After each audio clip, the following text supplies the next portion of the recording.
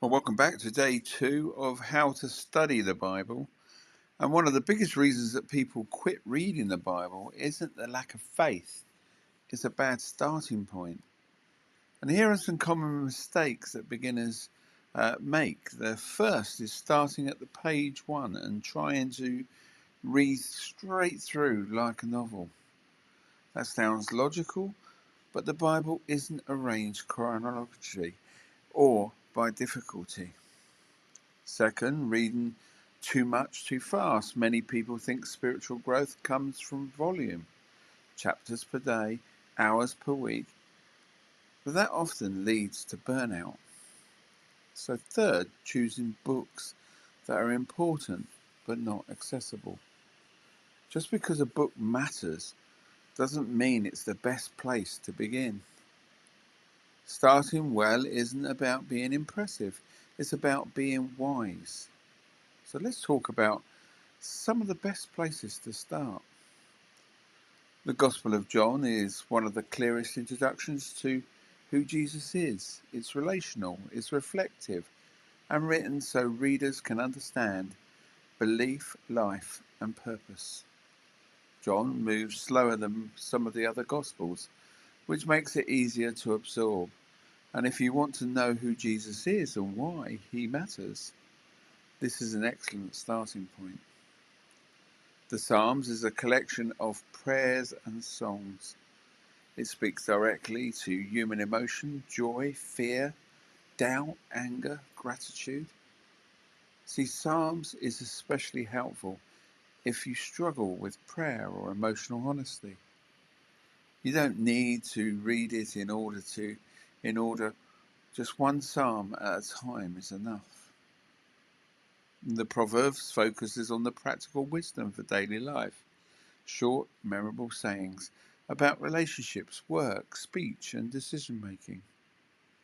So Proverbs is ideal if you want scripture that connects immediately to everyday choices.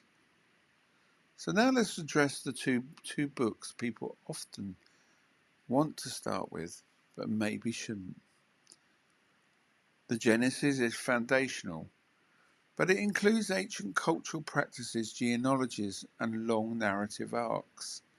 Without context, it can feel confusing or slow. The Revelation is rich and meaningful, but it's also very symbolic, poetic, and complex.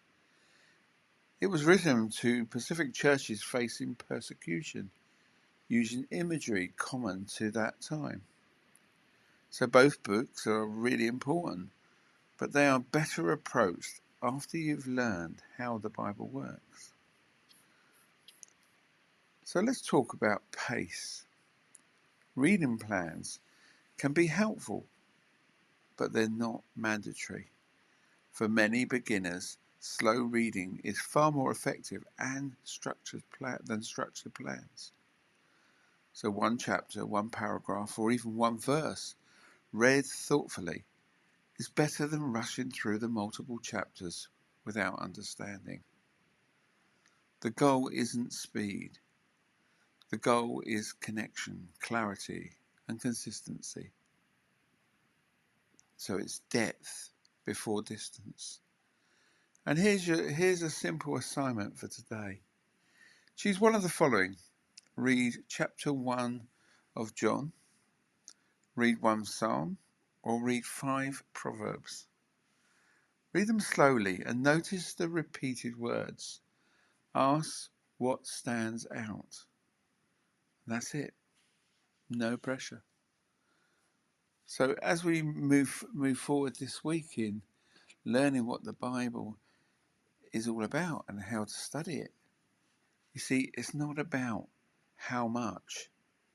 It's about the taking in the information in the right order so that it becomes effective to our daily living. So I look forward to sharing with you on day 3 of our readings on how to study the Bible.